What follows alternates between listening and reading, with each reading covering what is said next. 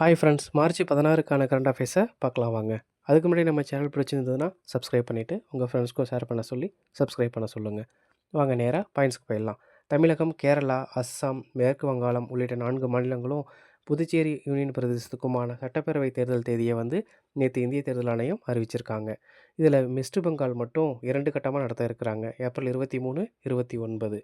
மற்ற 4 ஸ்டேட்டுமே ஒரே கட்டமாக நடத்த இருக்கிறாங்க.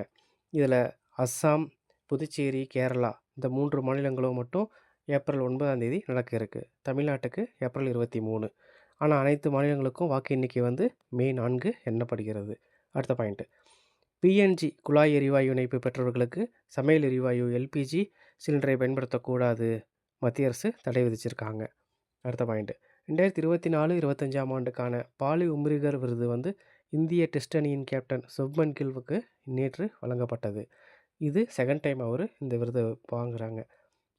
இதே சிறந்த வீராங்கனை விருது ஸ்மிருதி மந்தனா 5th டைமாக வாங்குகிறாங்க. அதுவும் இல்லாமல் சர்வதேச அறிமுக வீரர் அப்படிங்கிற விருதுக்கு ஹர்ஷித் ராணா அப்படிங்கிறவங்க தகுதி பெற்றிருக்காரு.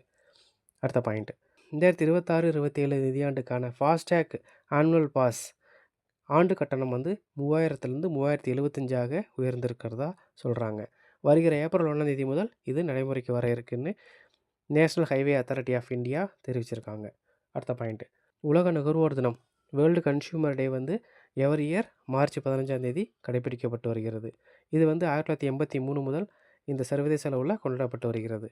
அடுத்த பாயிண்ட்டு, உணவு பாதுகாப்பு தர சான்றிதழை இனி புதுப்பிக்க தேவையில்லை அப்படின்னு இந்திய உணவு பாதுகாப்பு மற்றும் தர நிர்ணய ஆணையத்தின் அறிக்கையில் தெரிவிச்சிருக்காங்க. இனிமேல் வாழ்நாளில் எப்போவுமே புதுப்பிக்க தேவையில்லை, வாழ்நாள் முழுவதும் இது செல்லுபடியாகும் அப்படின்னு சொல்லியிருக்காங்க.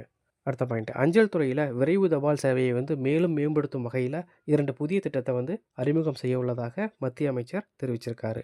அடுத்த பாயிண்ட், உலக ஃபியூச்சர்ஸ் குத்துச்சண்டை போட்டியில் இந்தியா 1 தங்கம், 3 வெள்ளி, 1 வெண்கலம் போன்ற பதக்கங்களை வென்றிருக்காங்க. அடுத்த பாயிண்ட், 2027ஆம் ஆண்டுக்கான பத்ம விருதுகளுக்கான விண்ணப்பிக்கும் நடைமுறையை நேற்று தான் தொடங்கினாங்க. இது ஜூலை 31 வரைக்கும் அவகாசம் இருக்குது அப்படின்னு சொல்லியிருக்காங்க. அடுத்த பாயிண்ட்டு, சட்டப்பேரவை தேர்தல் தேதி அறிவிக்கப்பட்டதை தொடர்ந்து தமிழகம் முழுவதும் நடத்தை விதிகள் நேற்று மாலையிலிருந்து அமலுக்கு வந்திருக்கு.